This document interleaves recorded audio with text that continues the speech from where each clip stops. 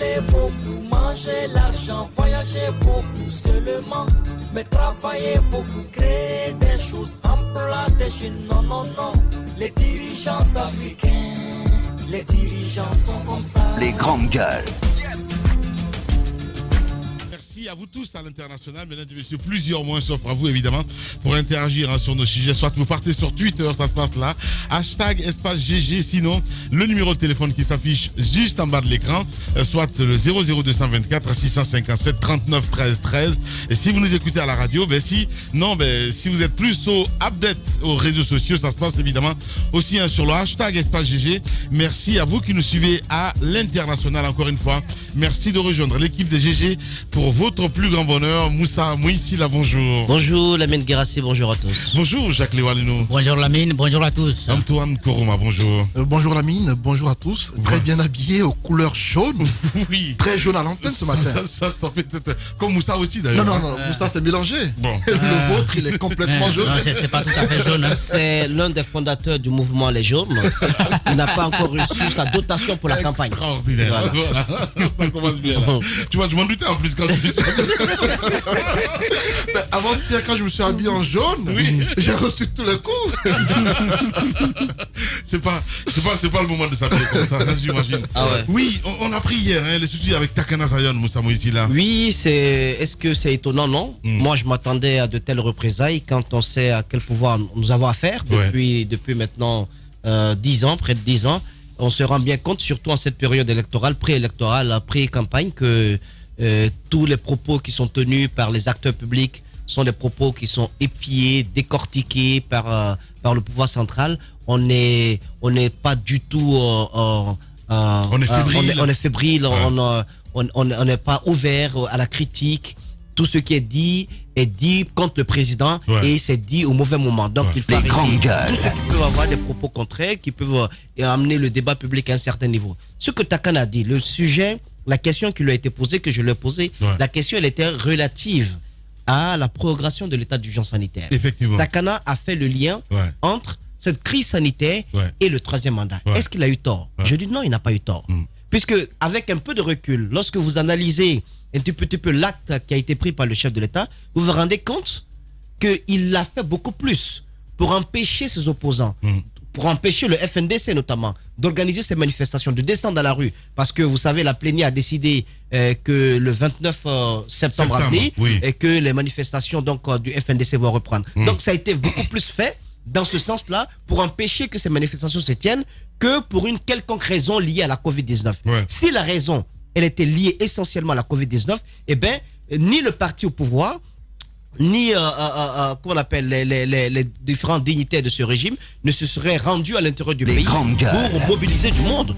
Au moment où je vous parle, Cancan va dans les heures à venir va faire beaucoup de bruit, il y aura beaucoup de mobilisation. Donc là-bas, il y aura des rassemblements. Alors, on prend un acte contre une maladie qui sévit dans le pays pour protéger les citoyens, mais de l'autre côté, le parti qui tient les rênes de la gouvernance, ces militants descendent à la rue, il y a des rassemblements, il y a des meetings. Je trouve que ce sont deux choses contradictoires. Donc, Rasta n'a pas eu tort de lier l'ordonnance qui a été prise par le chef de l'État à la question du troisième mandat. Parce que cette prorogation, elle est politique. Elle n'est pas liée à une quelconque volonté de préserver la vie des citoyens contre la Covid-19. Elle a été faite pour constituer une sorte de barrière contre le FNDC, contre l'opposition, contre tous ceux qui voudront manifester dans les jours à venir. Et ce qui risque de se passer, on risque d'assister à une campagne électorale sans une quelconque prise de décret par le chef de l'État. C'est ce qui se fait là. Après, lorsque vous manifestez, on va vous dire, mais pourquoi vous manifestez? Vous savez qu'il y a l'état d'urgence sanitaire qui est là. Alors, vous, de l'autre côté, vous faites vite votre campagne. L'opposition est en train de chercher les fonds pour savoir comment manifester, comment descendre dans les rues, comment faire la campagne. Vous, en ce moment, puisque voilà, c'est le parti qui a de l'argent, les espèces sonnantes et trébuchantes actuellement, ça glisse, les missions partent d'un peu partout à l'intérieur du pays, il y a la mobilisation qui est en vue. Donc, il n'y a pas d'égalité. C'est pourquoi j'aimerais bien écouter la HAC et puis les autres institutions qui s'occupent un peu de cet aspect des choses pour que cette question d'égalité, les mêmes chances soient accordées aux mêmes partis politiques. Il y aura tirage au sort aujourd'hui du côté de la voilà, RAC. Que cela soit su, que les règles du jeu soient claires et que ces règles soient appliquées à tout le monde et de façon transparente. Le plafonnement des dépenses pour la campagne également, je pense que c'est un principe qui est vieux comme le plus vieux métier du monde, mais c'est un principe qui n'est pas du tout appliqué parce qu'il n'y a même pas d'enquête là-dessus. Vous faites un travail un tout petit peu sérieux sur le plafonnement des dépenses pour la campagne, vous vous rendrez compte que le plafond du RPG est percé. Ils sont arrivés à une couche proche de la Lune, mais parce qu'on n'enquête pas là-dessus. Donc je trouve que Rasta a été cohérent. Bien. Hier, mais ceux qui disent que Takana, c'est une girouette. Mais est-ce qu'ils ont pris le temps de l'écouter depuis le début de cette aventure liée au troisième mandat? Il a été constant. Il n'a jamais soutenu le troisième mandat. Jamais. Il a eu des divergences avec le FNDC sur la façon dont le combat était mené au FNDC. Et je lui donne raison. On peut ne pas être au FNDC et être contre le troisième mandat. On peut ne pas être d'accord avec la stratégie du FNDC et être contre le troisième mandat. Voilà ce que Rasta a fait. Il était toujours cohérent. Je ne pense pas que ce soit une girouette. Hier, il a prouvé encore une fois avec des mots durs, crus, mais vrai. Ça fait mal, mais la vérité c'est ça. Elle fait mal. Moussa. Allez-y, Jacques Léo. D'abord, pour Rasta, pour l'instant, il est porté disparu. Pour Rasta, je pense que si il avait été inquiété, ou alors si on a vraiment envie de l'inquiéter, il faut quand même renoncer à de telles pratiques, parce que hier c'est le kidnapping. Hier dans ses propos, je n'ai rien vu d'insultant, je n'ai rien entendu si vous voulez, de déplacer à l'endroit de qui que ce soit. C'était un discours de colère que beaucoup voulaient tenir, mais c'est lui qui a eu ce courage, sinon la possibilité de le faire chez nous.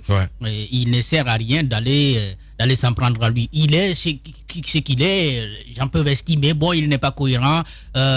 C'est vrai, il va dire ça aujourd'hui et puis demain il temporise. Je comprends très bien. Rapidement. De toutes les façons, ce qui est analysé ici, c'est le discours d'hier. Si à partir de cela, il devrait être inquiété, je crois que il faut qu'on revoie un peu les choses du côté du gouvernement. Mais Moussa a évoqué quand même quelque chose de très intéressant. C'est la campagne électorale. Oui, la campagne avant l'heure. On en parlera. Non, le problème, c'est qu'il y a déjà des questions qui se posent. Si la date du 18 octobre reste maintenue comme la date pour la présidentielle le 18 octobre, la campagne électorale est censée prendre fin, parce que c'est une campagne qui doit prendre 30 jours, la campagne est censée prendre fin 48 heures avant le vote. Donc, si c'est le cas, c'est hier, en principe, que la campagne devrait commencer. Aucun acte n'a été pris. On a quand même pris un acte pour proroger l'état d'urgence sanitaire. On sait qu'il y a une élection qui est en préparation et c'est pour le 18 octobre. En principe, on devrait, de commun accord, ou disons, on devrait cumuler les deux actes avant-hier pour que nous puissions savoir quelle destination on prend. Ou alors, le président s'est dit, pour cette présidentielle, il n'y a pas de campagne. Chacun se présente candidat et puis il n'y a pas de mobilisation à faire, même si dans les faits, on sait que le RPG est en train de mobiliser, de se déplacer ici à Conakry, à l'intérieur du pays. Tous les jours, on est en train d'observer ça. Donc, je me demande sur quelle base la haute autorité de la communication qui va faire ce travail ce matin va finalement faire ce tirage. Puisque, parce qu'il n'y a pas eu d'acte. Les passages à la RTG, c'est au compte de la campagne électorale qui devrait être ouverte par le président de la République. Ce n'est pas encore fait. Je me pose énormément de questions. Quand vous dites le 18 octobre, il n'y a pas de présidentielle, soit vous avez raison, ou alors il y aura effectivement présidentielle, mais sans campagne électorale. Ou alors on va diminuer le nombre, parce qu'on a déjà beaucoup fait dans cette constitution, qui pose beaucoup de problèmes. On a suspendu une des dispositions importantes qui était nouvelle quand même, c'est les parrainages. Et ça, on dit il faut adapter ça à la loi électorale, etc. etc. Donc c'est possible, pourquoi pas, que nous ayons une nouveauté, pour cette fois encore. La présidentielle, on dit, bon, au lieu d'avoir 30 jours de campagne, on va diminuer carrément pour que on n'ait pas beaucoup de temps à parler. De toutes les façons, c'est le mandat de plus qui intéresse les gens. Justement, et c'est que je disais tantôt, un glissement. Je l'ai dit il y a 2 semaines que c'était prévisible tout ça. Et hier, Takara, quand il parlait de désunion, eh ben c'est maintenant qu'on se rend compte parce qu'il est dans la merde, mais t'entends aucun artiste le soutenir. Non mais au contraire, Gianni Alpha et Singleton l'ont descendu. Vous savez qu'il y a déjà une guerre ouverte entre ces différents hommes. Rappelez-vous du mouvement Ongaï 2020, sont séparés pratiquement à queue de poisson pour des questions de sous. Aujourd'hui, apparemment, Takana, après sa sortie, on a vu le post publié par Singleton qui pense que Takana est à la recherche du profit. C'est pourquoi il se fait entendre. Voilà, donc ce sont les clashs qui ont commencé entre artistes. Il n'y a pas d'union possible. Vous l'avez dit hier, il y a eu une division qui ne dit pas son nom. De l'autre côté, quand je suivis hier la déclaration ou encore l'annonce faite à la RTG, beaucoup n'ont pas fait une remarque. Depuis que ça a commencé, Alpha Condé fait des sorties.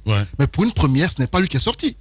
Il a fait passer un communiqué à la RTG pour la continuité de l'état d'urgence sanitaire. Il n'a pas osé le faire parce qu'il savait que c'était impopulaire cette décision. Mais ça a été tout de même pris et les Guinéens n'ont pas osé dire un petit mot par rapport à ce qui s'est passé. Quelques-uns ont osé lever le ton pour parler. Takana Zion est parmi ceux-là.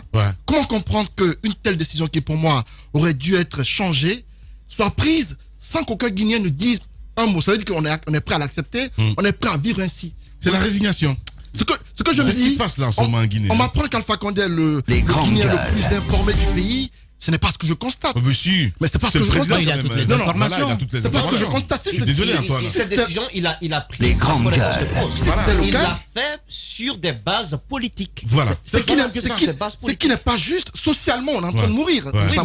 Socialement, les Guinéens sont en train de mourir à petit feu.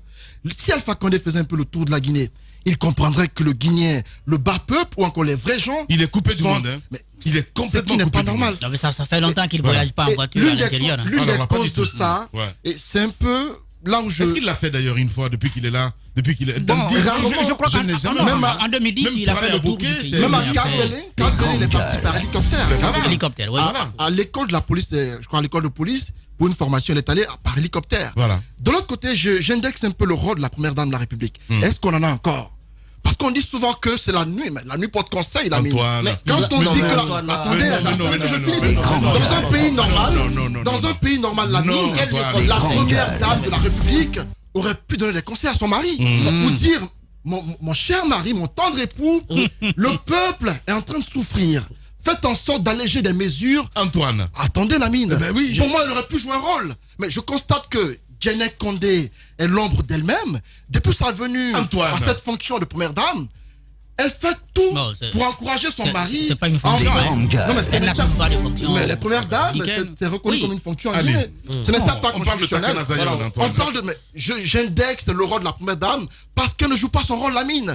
Pour moi, une première dame aurait pu faire en sorte de changer la position de son mari. Henriette Conté perd son âme en son temps. Lorsque Conté avait tendance à dévier, Henriette Conté était là pour lui rappeler. Antoine, nous sommes dans une république. Nous ne sommes pas dans une gestion parentale. Il comprend tout, Antoine. Je ne comprends pas si la mine, ce que je dis est une vérité. On n'a pas de première dans la République, malheureusement. C'est juste l'épouse de notre président. Et puis c'est tout. Nous, c'est le président que nous avons élu. Elle aurait pu jouer un rôle lié à l'épouse. D'ailleurs, c'est une fonction qui n'est pas institutionnalisée. Elle joue un rôle dans le domaine social. La plupart des premières dames, même sur le continent, font dans l'humanitaire. Vous pensez qu'elle peut jouer le rôle auprès de son mari par rapport à ce qui se passe? À mon avis, elle a un rôle important à jouer. Son silence n'est pas logique. C'est pas normal de sa part. Elle bat plutôt campagne pour son mari, ce qui n'est pas juste. Elle contribue, Janet Kaba. Janet Kaba contribue. Antoine dit ce matin qu'elle bat campagne pour son mari. Mais c'est qui est normal. Mais c'est qui est normal. Mais je vais quoi? C'est normal. Son rôle n'est pas cela. Dans un contexte pareil, elle aurait pu jouer un rôle différent. Je veux te renvoyer vers les histoires de ton pays qui sont créées, qui fonctionnent sur la base des principes et des textes que nous avons votés. Ces institutions-là ont un rôle cardinal à jouer. Si elle ne joue pas ce rôle, je pense qu'il faut t'en prendre à elle. pas Mme Djené Kaba qui fait du mieux qu'elle peut pour paraître à des cérémonies auprès du professeur Alpha Condé. Et même on sait bien que c'est là-bas que les deux les chemins se croisent. Mais il faut s'en tenir à cela. Il faut la laisser tranquille et demander aux institutions républicaines de jouer pleinement leur rôle. Que lorsqu'on essaie d'arrêter un Rastaman comme Takana Zion parce qu'il a osé exprimer ses opinions, parce qu'il a osé dire ce que beaucoup pensent tout bas, et bien que ces institutions puissent lever le ton, lever la voix et dire mais ça suffit que personne ne l'arrête.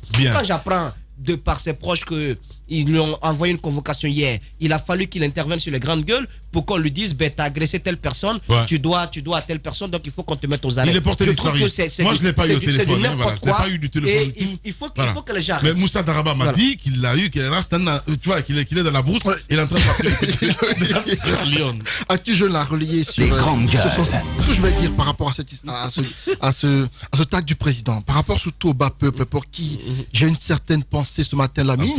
Ben si Lamine, on paye le transport aujourd'hui de Conakry à Kindia à hauteur de 100 000 francs guinéens. Est-ce que Alpha Condé le sait? Avant c'était à 30 000 francs guinéens. Aller-retour Conakry-Kindia c'est à 200 000 Lamine.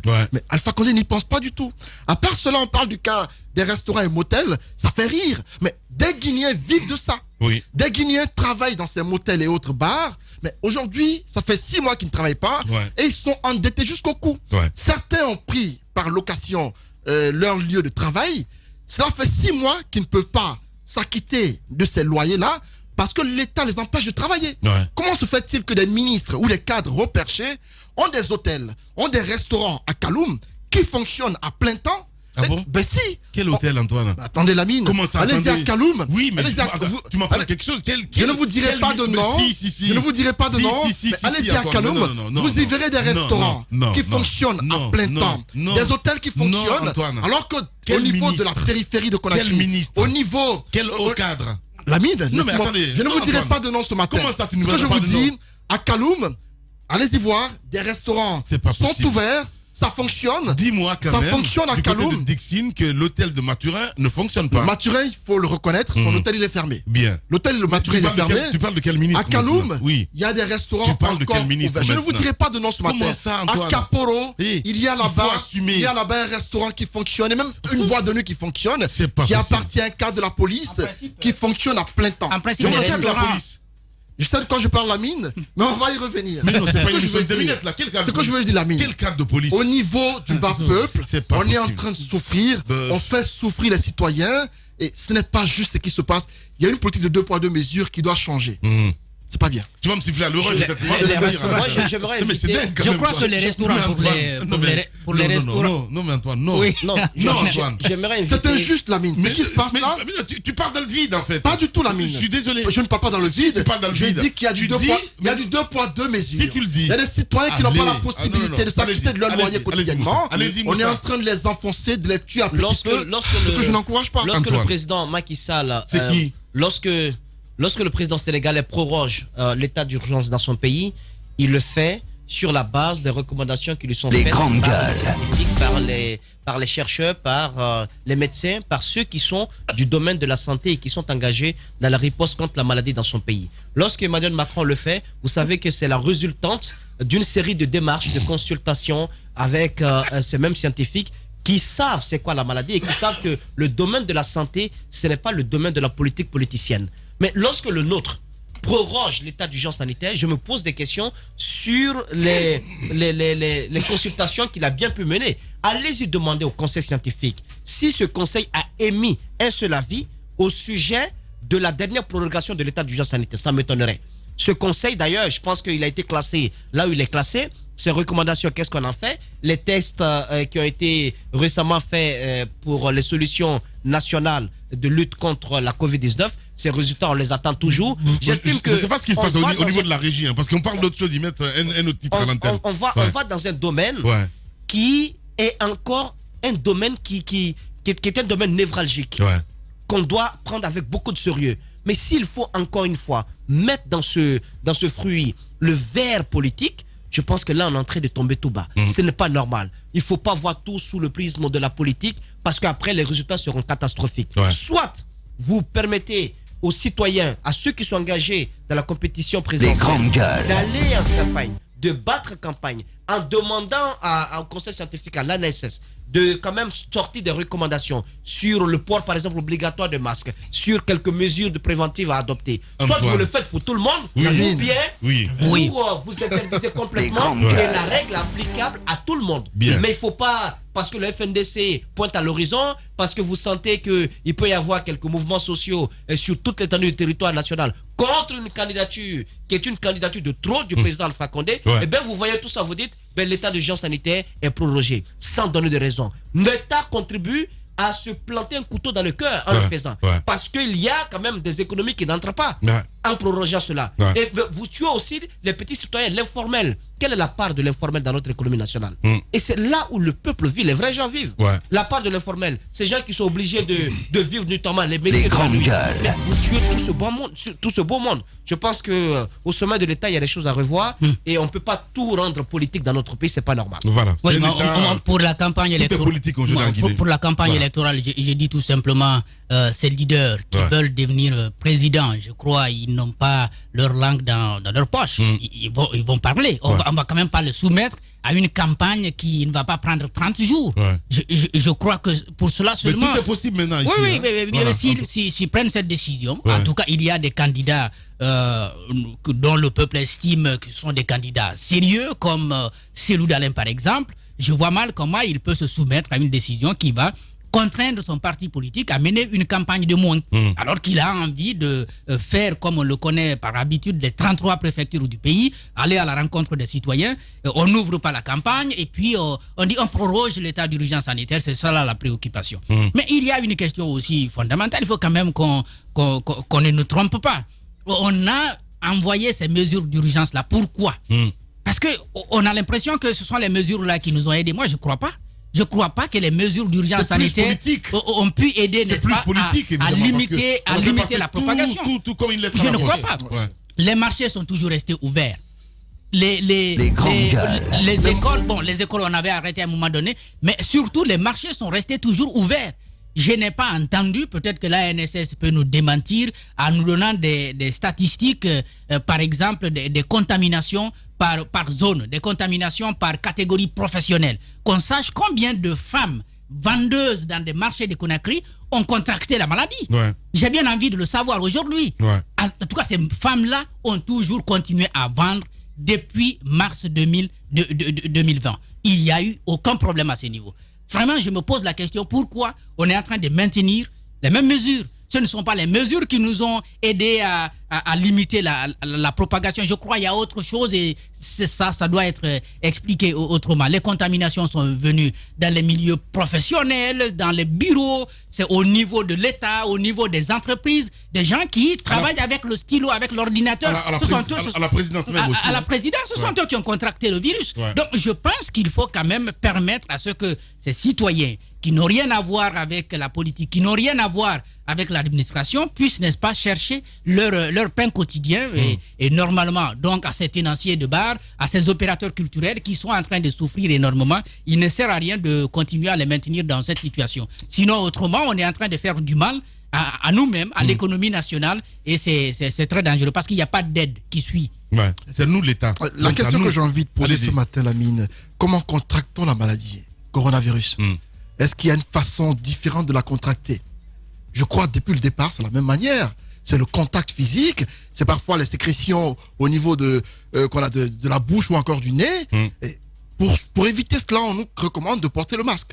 Mais comment se fait-il que des militants au quotidien vêtus de jaune se réunissent tous les jours au Palais du Peuple? On y a même installé des villages, des tentes qu'on appelle villages, je crois RPG, village PRAC, qui sont installés au Palais du Peuple. Là-bas, le RPG a le droit de se mobiliser tous les jours. Et ça, c'est tout le temps, on le constate dans le journal de la RTG. Il y a un journal dédié à cela. Un journal juste après l'édition d'information de 20h30. Une édition entièrement consacrée au RPG Arc-en-Ciel où il y a de la mobilisation. Mais comment comprendre qu'on proroge l'état d'urgence sanitaire en interdisant aux gens de se réunir à plus de 50 personnes? Mais ce qui se passe là, Lamine, parce que j'ai envie de savoir, est-ce que les partis politiques en course pour la présidentielle vont-ils faire campagne? Ce dont je ne crois pas du tout, parce que ça aurait dû commencer hier. Makale Traoré certainement sera là de dire comment elle compte faire campagne, mais j'ai l'impression qu'on va faire comme aux élections législatives, où on a fait campagne au niveau des porte-à-porte où il n'y a pas eu beaucoup de mobilisation. Ouais. C'est ce qui va se passer malheureusement. Peut-être c'est la nouvelle stratégie. Voilà. Vous êtes chez les GG. Les GG, les grandes gueules, Radio Espace Guinée. Notre démocratie, la démocratie guinéenne, qualifie de basse intensité le fait que ces hommes, quand ils sont dans l'opposition, font d'abord semblant d'en avoir pris conscience, puis font l'inverse de ce qu'ils avaient promis une fois arrivés au pouvoir. Restons vigilants, car le pouvoir, c'est vous, le peuple. Une nouvelle offre qui tranche avec les ancrages de la gestion publique en Guinée. Pourtant, chose bien curieuse, il y a encore quelques années, elle appartenait donc à les chemins de la Guinée pour proposer donc son candidat. Et oui, il faut le dire, Alpha Condé, candidat pour une 3e fois consécutive, il faut le dire, qui devient ainsi un challenger de premier choix. Ce faisant donc Marc-Alé Traoré, parce qu'il s'agit d'elle, devrait donc conjuguer avec un fichier électoral en un environnement qui semblait avoir choisi donc leur homme. Pourquoi décide-t-elle d'affronter son patron d'hier? Nous essayons de comprendre ce matin chez les grandes gueules sur Radio Espace Guinée. Que propose-t-elle aux Guinéens? Comment compte-t-elle faire pour se faire élire présidente de la République de Guinée? C'est très beau ça. Avec Dr Marc-Alé Traoré, présidente du parti de l'Action citoyenne pour le travail. Pacte, notre invité ce matin chez les grandes gueules sur Radio Espace Guinée. Son histoire donne des sueurs froides. Vous allez entendre ce matin en exclusivité sur Radio Espace un cauchemar affreux dont on gardera encore longtemps. Les images odieuses, vous avez facilement vu sur les réseaux sociaux, séquestré comme un objet sexuel, privé de toute humanité, le corps tuméfié, il le dit ce matin Tamba, la chair entaillée et les bras cassés. Mariam So, c'est son nom, nous livre en exclusivité la glaçante histoire de ses déboires avec la star malienne de la Kora, Sidiki Diabaté. Vous allez l'entendre dans un instant sur Radio Espace Guinée. Vous continuez à réagir. Les contacts s'affichent juste en bas de l'écran avec plaisir. Nous allons essayer de prendre tout ça en compte. Le temps pour notre réalisateur de joindre évidemment Mariam So qui va intervenir dans un instant sur notre antenne. Vous l'avez certainement vu ces images, Moussa Moïse. Depuis lundi on en parle. Exactement. Depuis lundi avec l'intervention de Dame Hiro, Madame So, qui a donc exposé le sujet. Et ces images continuent encore de circuler sur la toile et ça continue d'indigner plus d'un.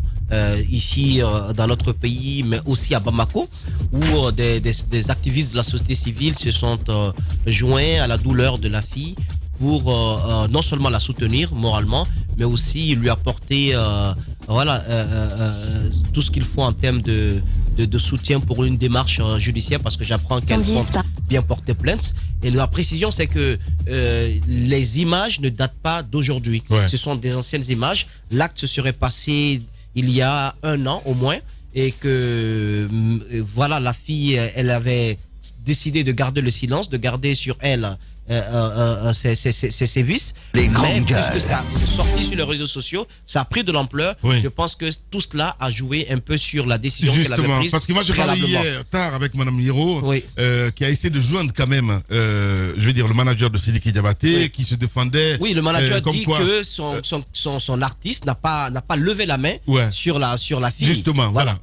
Laisse-moi placer ça, Moussa, parce que là il y a l'homme de nuit derrière toi, c'est très compliqué. Donc, ceci dit, c'est que le manager a posé, ce qu'il a dit à Madame Hiro, que c'était pour nuire l'image de Sidiki Diabaté. Tout ça, ça a vérifié évidemment, parce que Sidiki, on va tout faire aussi pour l'avoir dans cette émission, pour qu'il puisse nous livrer évidemment sa version des faits, parce que c'est important.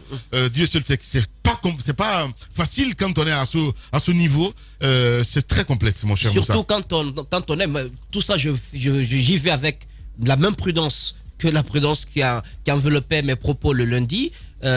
Nous attendons donc qu'on puisse également écouter Sidiki Diabaté, et que la dame puisse nous expliquer pourquoi après un tel acte, elle a quand même décidé de rester silencieuse, de rester tranquille, de ne pas lever le petit doigt, ne serait-ce qu'en parlant à sa famille ou en interpellant les autorités du Mali, parce que ça m'étonnerait qu'au regard de de toutes les violences qu'elle a subies et que des autorités, même si on dit que Sidiki Diabaté était proche du régime d'IBK, notamment avec le fils de l'ex-président malien, mais ça m'étonnerait que même le fils d'IBK puisse couvrir Sidiki Diabaté s'il est l'auteur, bien entendu, de ces services-là.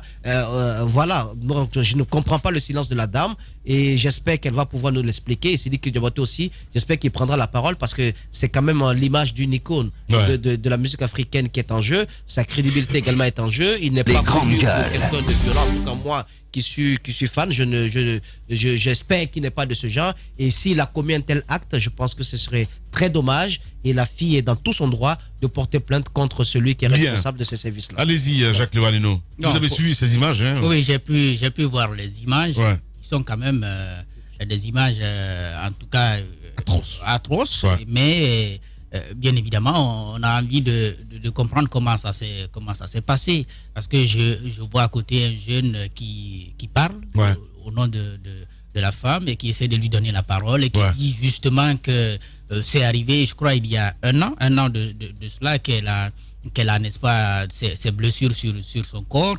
Et bien entendu, elle essaie de nommer Sidiki Diabaté. Maintenant, ce qu'il faut dire, c'est que pour l'instant, il n'y a pas eu à ma connaissance, une sortie officielle de Sidiki Diabaté pour contredire les propos de la dame. Quoique sa version compte et comptera beaucoup pour la lumière quand même dans cette situation. Ce sont quand même des violences qu'on a pu avoir sur le corps. Mais maintenant, est-ce que c'est suffisant pour dire que c'est suite à une bastonnade ou alors qu'on a sorti des armes blanches contre une dame, une jeune dame? Je crois qu'il y a des explications à donner derrière. Il y a quand même autour des célébrités ce genre de situation. Il y a quelques années, en Guinée, ici, un artiste avait sorti comme ça un couteau et ça avait été dénoncé par les activistes dans la presse. Et finalement, on a compris ce qui a été fait. Il y a eu une action judiciaire qui a été engagée. L'artiste a été inquiété par moment. Ce qui est sûr, et lorsque ça sort, ça indigne tout le monde parce que ça concerne d'abord un être humain. Et encore plus, ça concerne une femme qui, bien entendu, a partagé des sentiments avec un homme. Je crois que tout ceci mérite quand même lumière pour que ce soit Sidiki Diabaté ou quelqu'un d'autre ne se laisse pas aller très souvent dans ce genre de situation. Allez-y, Antoine. Comme les autres l'ont dit, j'ai vu ces images que j'ai pas pu supporter. J'ai pas pu les regarder à 2 reprises et tellement elles sont insupportables. Et depuis l'affaire DSK, j'ai un peu compris parfois comment des situations pareilles peuvent ternir l'image d'une personne publique, lorsque surtout c'est médiatisé. Et pour ce cas-ci, si la dame prenait la parole et qu'elle relatait les faits en ayant la confirmation que c'est Sidiki Diabaté, on espère que Sidiki prendra aussi la parole pour se défendre. Parce que si on y va à fond et qu'il s'avère que Sidiki est responsable de tout ce qu'on a vu comme coup porté contre la dame, parce qu'on a l'impression que c'est des couteaux ou des armes blanches qui ont été utilisées contre elle. Lorsque vous voyez les trous, encore la façon dont son corps est percé, on a l'impression qu'elle a reçu entaillé comme ça. Vous avez l'impression qu'elle a été aussi attachée, ligotée. Et c'est incroyable. Et une telle horreur, je pense qu'on ne peut la vivre qu'en étant séquestré. Parce que voilà, ça n'a pas été fait en un seul jour. Certainement, ça s'est allongé. Mais est-ce qu'on peut quand même, du jour au lendemain, devenir aussi violent? Dans le monde, c'était la première fois qu'on lui levait la main dessus. Dans le monde de la musique, c'est des pratiques qui existent. Arafat Didier, en son temps, c'est des choses auxquelles il s'adonnait. Il y a une image sur laquelle on a vu s'en prendre à une dame, sur la tête de qui il avait jeté des assiettes et tout cela. Par après, il s'est excusé, comme quoi c'était la jeunesse. Mais les artistes, parfois, ils ont ce côté noir en eux qu'on ne voit pas très souvent. Certes, au sein de mais ça, c'est partout, hein, sur la place publique, même avec les journalistes. Justement, il y a cette double facette que nous avons très souvent. Mais lorsque c'est mis sur la place publique, ça dépend parfois de comment il faut apprécier les événements. Pour ce cas-ci, j'espère que Sidiki n'a pas commis ce acte.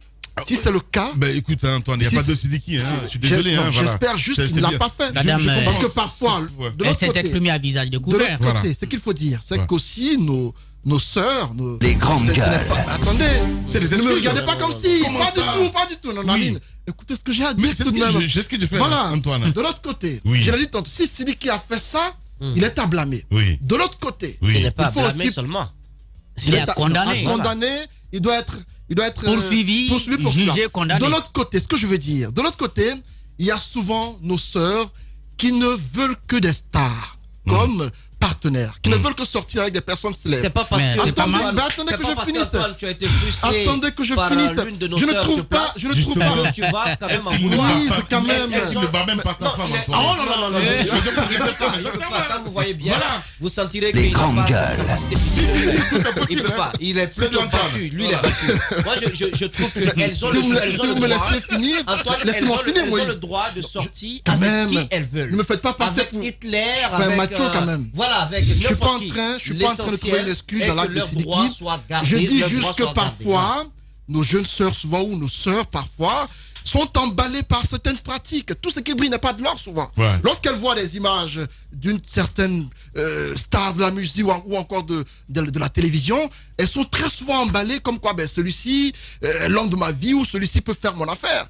Et très souvent, lorsqu'elles le découvrent, elles voient que ce à quoi elles ont pensé, elles découvrent le contraire. Parce que la personne, elle peut être bipolaire. Elle peut avoir des comportements qu'on ne contrôle pas très souvent. Et parfois, les femmes misent sur le mauvais cheval. Et quand elles le découvrent, c'est trop tard. Elles ont du mal à l'extérioriser. Parce qu'elles se disent que si je le dis, mon image prendrait un coup et tout cela. Il faut parfois faire attention à vos fréquentations.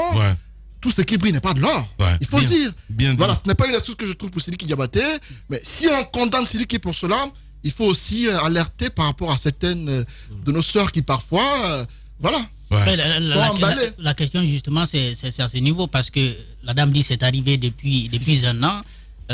Si elle n'en a pas parlé, il faudrait bien qu'on se pose des questions. Est-ce qu'elle avait eu un compromis? Elle avait passé une entente avec Sidiki de ne jamais en parler. Et qu'est-ce qui a dû se passer entre-temps pour que finalement qu'elle finisse, n'est-ce pas, par se livrer, par parler, par expliquer. C'est vrai que ça arrive souvent pour les cas de viol, par exemple. On en parle souvent dans notre pays, des filles qui subissent de types de violences, mais qui refusent d'en parler. Bien des femmes qui acceptent quand même une relation, et lorsqu'elle se termine mal, finissent, n'est-ce pas, par en parler. Ça peut arriver. Peut-être que la question fondamentale n'est pas au niveau du choix de sortir avec une célébrité ou pas, mais de quel moment on décide, n'est-ce pas, de prendre conscience que ce qu'on est en train de subir, c'est quand même une injustice. Parce que c'est des choses... Si c'était